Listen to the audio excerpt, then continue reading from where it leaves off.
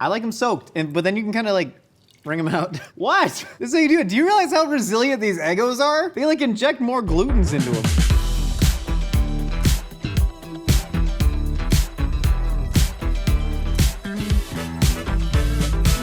Hey, welcome to Mythical Kitchen, where dreams become food. You know, it's always Lego my Eggo, never Lego my ego. We need to shed this husk of self-pride. It holds us back from sharing in a truly vulnerable way, just the way I shed this apron to show you that we have a new Palm Heel Strike t-shirt available at mythical.com. Please go get yourself one of those if it's something that would bring you joy. And I like how we talk about shedding our ego and earthly attachments. So I'm like, buy a t-shirt! All that is to say, I'm about to show you 3 delicious frozen waffle hacks that you can do in your own home wearing your new Palm Heel Strike t-shirt. Have you heard we got a new t-shirt? I've broken the recipe down to 3 easy steps. You can find them right there. We also get a full written recipe down in the description below the t-shirt that I'm currently wearing, which is now for purchase available at mythical.com. Did you buy it yet? I'm not moving until you buy it. Oh, let's get cooking in the t-shirt that we have now available at mythical.com.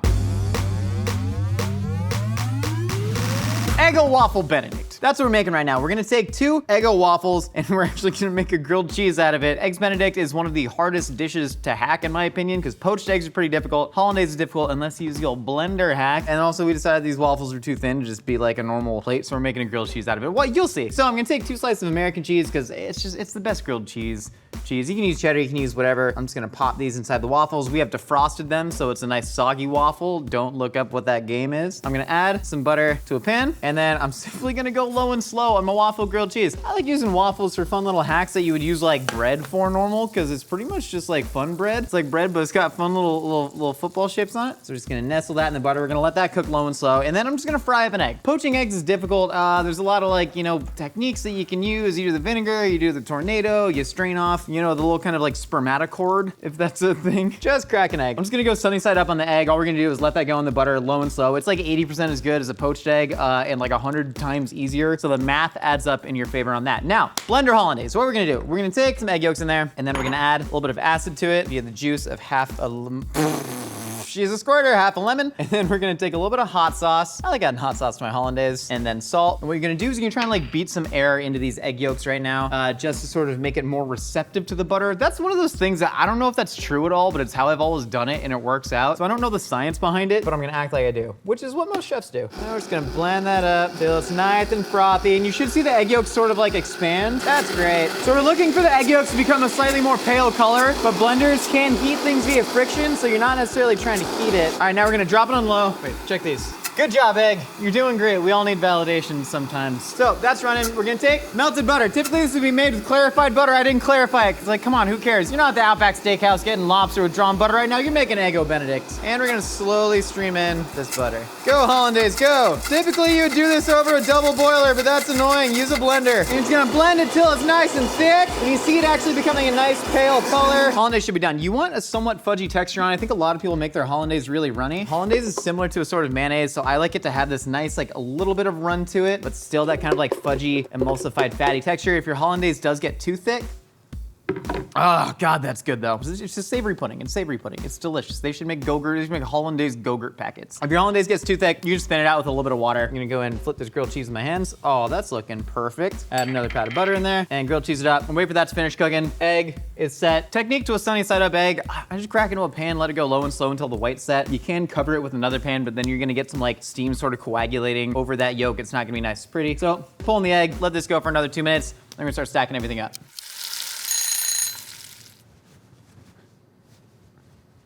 All right, so we got our waffle grilled cheese right here. You can see this is the test. You hold it by the top, and if it's held together by the plasticine quality of the cheese, then it's ready to go. Nice and crispy, filled with all that butter. We're gonna take some of these warmed ham coins. This is Canadian bacon. It is ham that is made from the loin of the pig, so it's actually healthier. Huh. And then we're gonna take this here egg. I'm just gonna grab it with my hands. A little hand egg. Gonna pop that right on top. And then our lovely and luscious hollandaise. Drizzle around. I like how I say drizzle, I'm just like pool it on top. And then just let that flow down the sides. Oh, that is lovely. Then we're gonna take a couple chives. Nothing says hack like a garnish to chives. It's sticky. Take your drier hand, which is also not dry, and then you're just gonna kind of clap the chives together over your Benedict. Look at that. And then a little bit of paprika. You know, paprika makes things look nice. Sprinkle a little bit over the top. There you have it. There's your waffle grilled cheese, eggs, Benedict, Boom, hack, done in what? 8 minutes? That's crazy. I'm like, Bobby Flea, you coming to my house for brunch? I'm gonna make you the ribeye steak with ancho chili butter, a little bit of Eggo waffle grilled cheese. Welcome to Beat Bobby Flay. Everyone hates me, I'm a schmuck. That's the show, that's not me. That's what the show says. This waffle grilled cheese Benedict looks delicious. I can't wait to take a bite.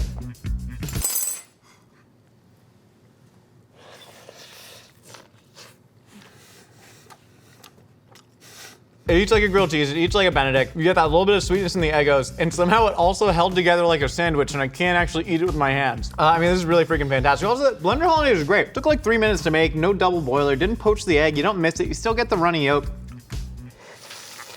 Juicy. I just fun little hack, but once you eat brunch, you're gonna need the dessert. Follow me to the next. I got egg on my arm hair. Why are my hands all wet? I'm gonna make more stuff.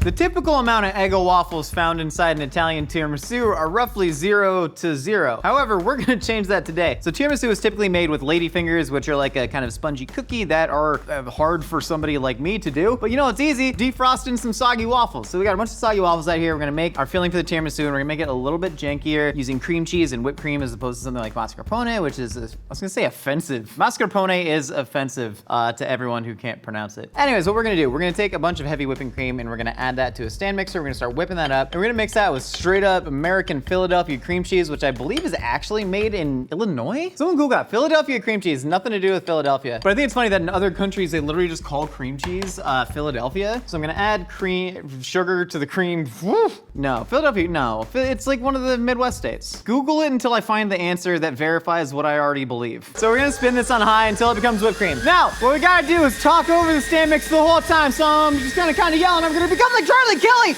and we start talking about the tiramisu like this. We take some of these here waffles. This is just straight instant coffee that we've mixed with water. Typically you use espresso. I'm not doing that. Also, typically you wouldn't use log cabin maple syrup, but we're doing that today. I like that as opposed to the real maple syrup because it tastes more like maple than actual maple. And so I like getting all those fake maple extracts in there. So I'm gonna mix some of that with the coffee. I'm just gonna give this a quick little dip, give it a nice little shake off, and this is gonna act as our base for the tiramisu. Again, typically you'd soak ladyfingers in this. Also, you might typically add a fortified wine like Marsala or port or something. I typically add rum to my tiramisu when I make it because I'm a lush. The whipped cream has been whipped, so I'm gonna add our cream cheese to it. This cream cheese has been softened in a blender. Did I say blender? I meant microwave, dude. Put the cream cheese into the whipped cream. We're gonna try and kind of like mimic the sweetness of mascarpone in there, and we're gonna get some of that nice saltiness from the cream cheese. There we go, that's looking nice and whippy. I like that. I like that, we're shutting that down. And then, why don't they have any aprons that have just like a towel plastered right there so you have a place to wipe it so you don't get the logo dirty? All right, so now we're gonna start building up our fortress around the outside of the Eggos because I like the lady fingers on the outside. Did anyone hear my knee crack? Just watch. Do I have to explain everything? Can you just watch? Can we put elevator music over me just like cooking? Oh, thank God.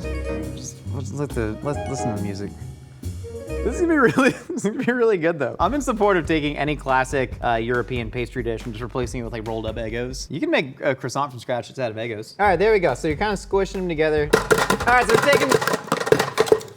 so you're gonna take your soggy waffles and you're just gonna go ahead and take some cream and cream on the waffle. Oh no. And you're just gonna spread that cream around. Uh-oh, oh no, we got the soggy waffle fell. We're cool, we're fine. You're gonna stack the cream and now we're gonna add another layer of waffles. So you're just gonna take the waffles and I think I'm just gonna add a bunch to it. I like them soaked, but then you can kind of like bring them out. What? This is how you do it. Do you realize how resilient these Eggos are? They like inject more glutens into them. And then we can stack them in here. This is just like how they do it in Italia. You know, my family's Italian. Now we're gonna take more of that cream cheese mixture. Don't let the soggy waffles fold. How much does this weigh? One more waffle dip. Yeah, this is a good hack if you have 80 boxes of Eggos laying around. Like say you had a sleepover. This actually happened to me once. I had a sleepover when I was like a child with my friends. And I was like, Dad, the Lean Pocket breakfast version is on sale. You gotta buy like 8 boxes. All my friends are gonna love them. And then we microwaved a bunch of Lean Pockets for breakfast. And they were like, this is weird. We don't eat Lean Pockets for breakfast. And then I ate them all and I was sad. Childhood with Josh. All right, one more dip it a ripper. That's great. You're gonna kind of force all the waffles down because you want it to be a perfect square. Final layer, we just want an even layer of cream and then we're gonna hit it with a nice dusting of cocoa powder. Again, if you wanna add any liquor to your waffles, please do it. Not even for this recipe, just at all. If you just wanna add a shot of warm gin to your breakfast, that's on you, not for me to judge. And now I'm gonna hit it with the dusting of cocoa powder. Where'd it go? I got it!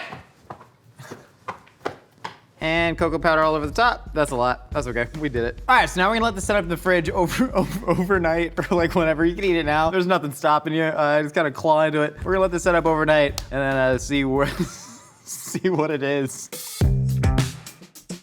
Friends, we have waited one day. Now we must unsheath our tiramisu. Gracefully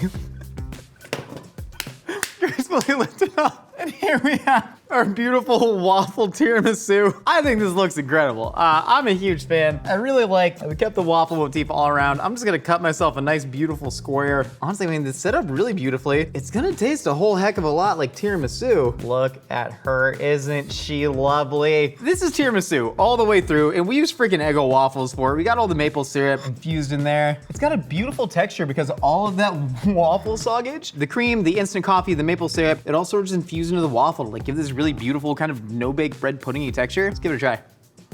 Just gonna go ahead and put a little extra syrup on it.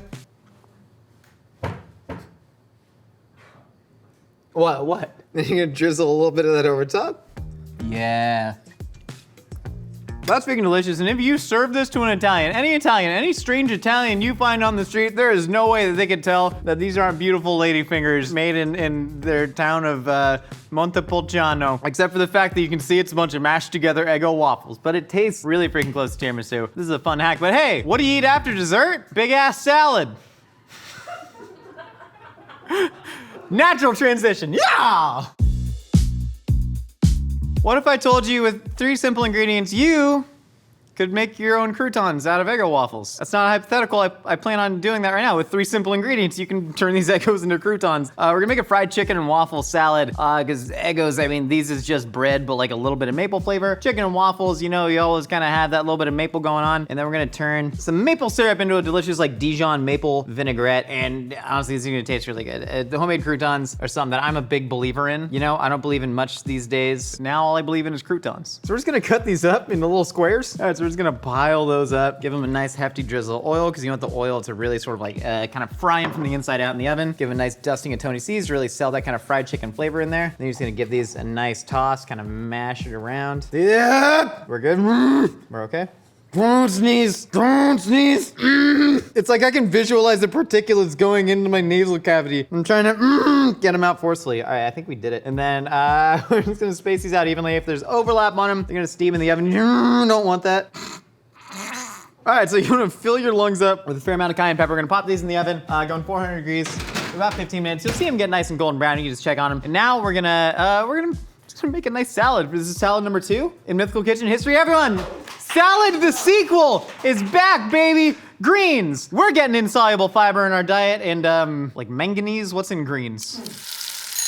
I've learned recently that this is in fact salad number 3 that we have made on the show. However, only salad number 2 we have made in the Mythical Kitchen because I made the ramen salad in Ryan's apartment. All right, cool, so we're gonna make the salad. So we're gonna make a little maple mustard vinaigrette. I make a salad like damn near every night at home. I'm a big salad guy despite all the stuff you generally see me make on the show. So I like to make a lot of little like fun vinaigrettes. I like using 2 kinds of mustard. I like going Dijon mustard, and like all this stuff is optional. Put ranch on it, do whatever you want. But I like using Dijon vinaigrette to give it a little bit of thickness, and then these like just whole mustard seeds to kind of like give it a little texture and a little pop. And to that, I'm gonna add log cabin maple syrup. Again, you could use the real stuff, but like in this economy, all right, we're gonna add a little bit of salt, and then we're gonna add just some white vinegar, and then a little bit of oil, and then we're just gonna give that a nice little zhuzh with the whisk. You could make it in a blender. Making vinaigrettes in a blender is fun, but then you gotta like clean up a blender, like give this guy a little taste. That's looking nice and salady though. Why would you make a salad when you can just eat chicken tenders though? Give it a taste.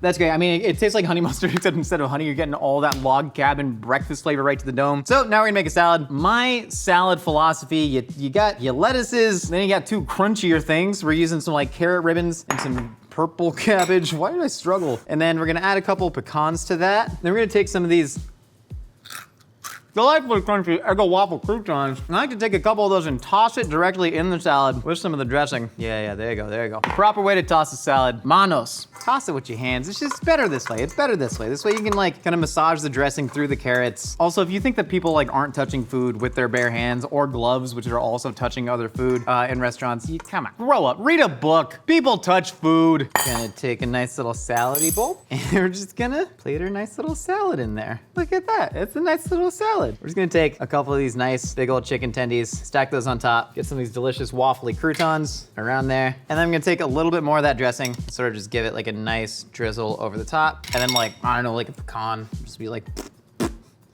bro, we got any craisins? Yo, put some craisins on this salad though. Now I'm thinking about it, that'd be pretty dank. All right, here we got it. We made it, we made a salad. What do we do with it now? All right, I'll eat the salad. Spear that, gotta get a crouton, stack a little crouton on top. Ah, god dang it. That's a good salad. It's a delight. Well, you think I can't cook salad because I'm making tiramisu out of Eggos and grilled cheese and no, it's a good salad. Eat more salads. Make salads that are less boring. Put some layers of flavor in there. Put some crunch. Put some damn Tony Chachere's. Get some Eggo waffles in there. It's good as hell. You're getting a bunch of delicious raw vegetables that are like really well seasoned. And it tastes like pancakes. Not a normal endorsement of salad that you may hear from a person. I'm apparently not normal. Do I tell them to leave now? I go, bye. There you got it. 3 frozen waffle hacks. You got your breakfast, you got your dessert, you got your post-dessert salad. Thanks so much for stopping by. I hope you got something useful out of this. We got new episodes coming out every week. We got new episodes of our podcast. The Hot Dog is a Sandwich out every Wednesday wherever you get your podcasts. Hit us up on Instagram under #DreamsBecomeFood at Mythical Kitchen, just like Maddie did. Maddie made the Pop-Tart cheesecake for the 3rd time, which is maybe more times than anyone's made any of our recipes. I think that's really rad. I think that's really ratty. I was trying to come up with a pun of rad and Maddie. No, it's pretty bad, but you know it's not bad is Maddie's Pop-Tart cheesecake. Boom, brought it back around. See you next time. The Mythical Kitchen's favorite way to obliterate garlic immortalized in t-shirt form. Get the Palm Heel Strike tee now at mythical.com.